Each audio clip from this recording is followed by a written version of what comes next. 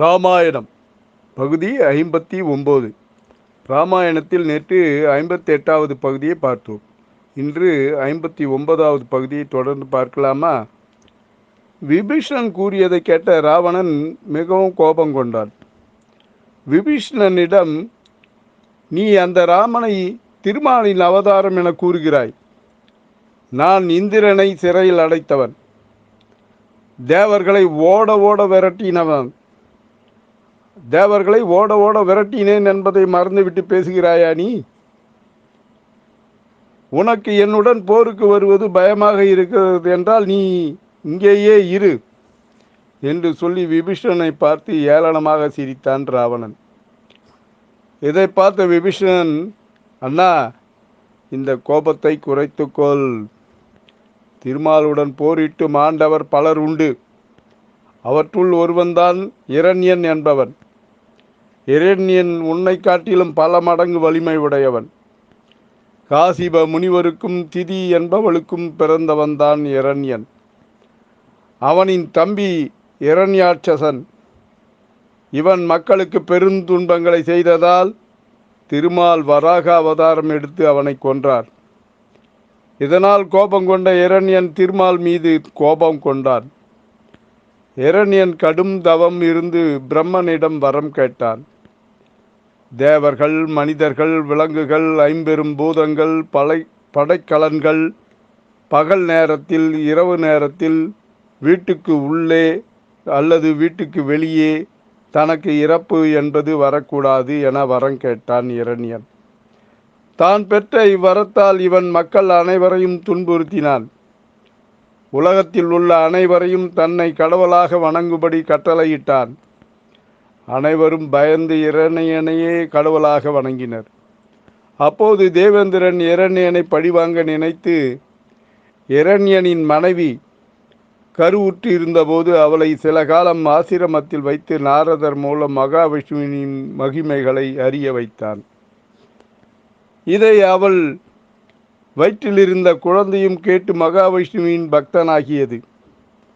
அந்த குழந்தைதான் பிரகலாதன்.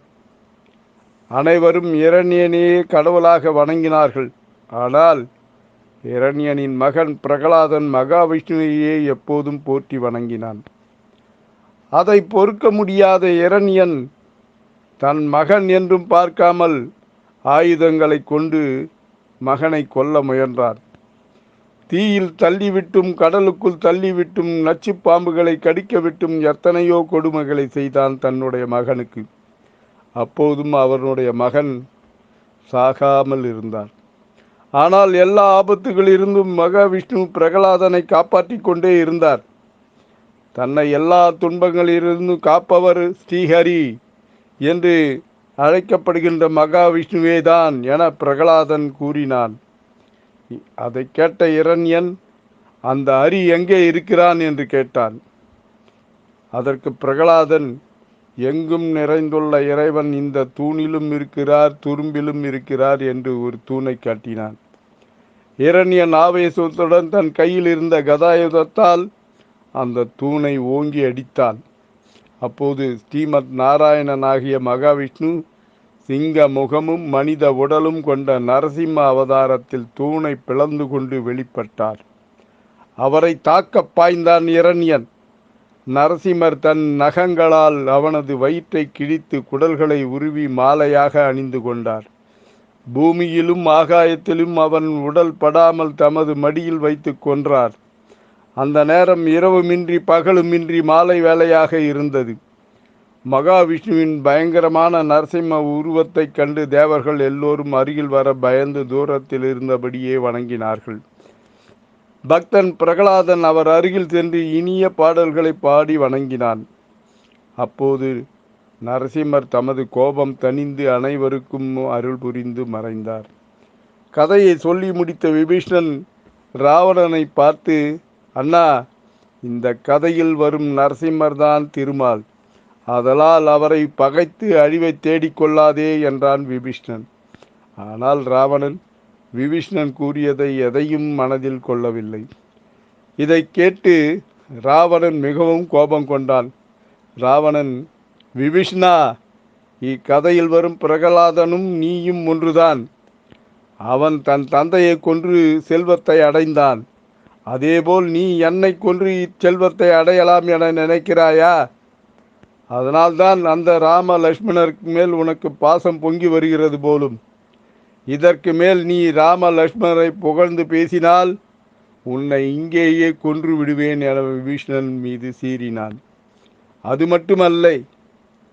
மட்டுமில்லை, எனக்கு ராமனிடம் சீதையை திருப்பி அனுப்பும் எண்ணமும் இல்லை.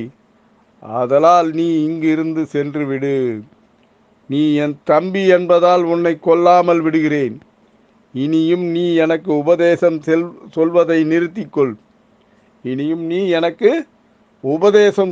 நிறுத்திக்கொள். என் கண் முன் நிற்காதே. இங்கிருந்து சென்று விடு. இல்லையேல் உன்னை கொன்று விடுவேன் என்றான் ராவணன்.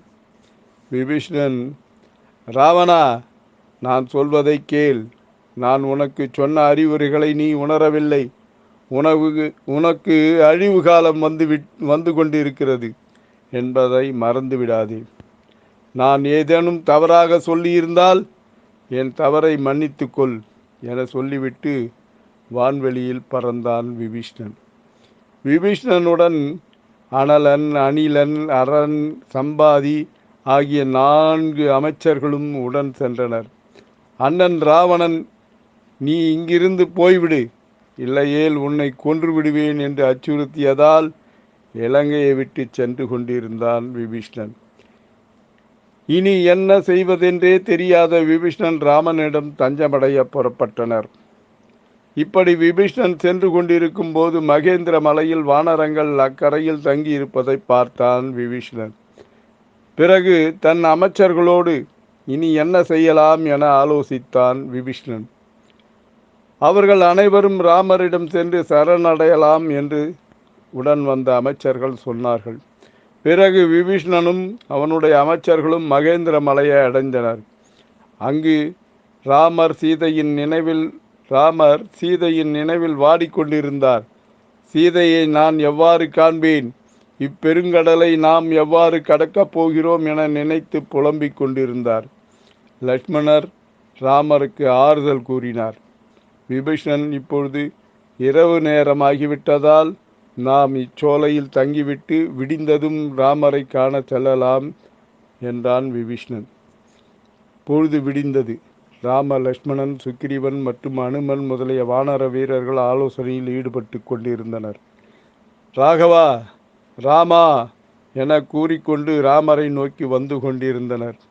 வானர வீரர்கள் விபீஷணனையும் அவனுடன் வரும் அமைச்சர்களையும் பார்த்தவுடன், அரக்கர்கள் இங்கே வந்து விட்டார்கள், இவர்களை கொல்லுங்கள் என கூச்சலிட்டு கொண்டு அவர்களை நோக்கி ஓடினர்.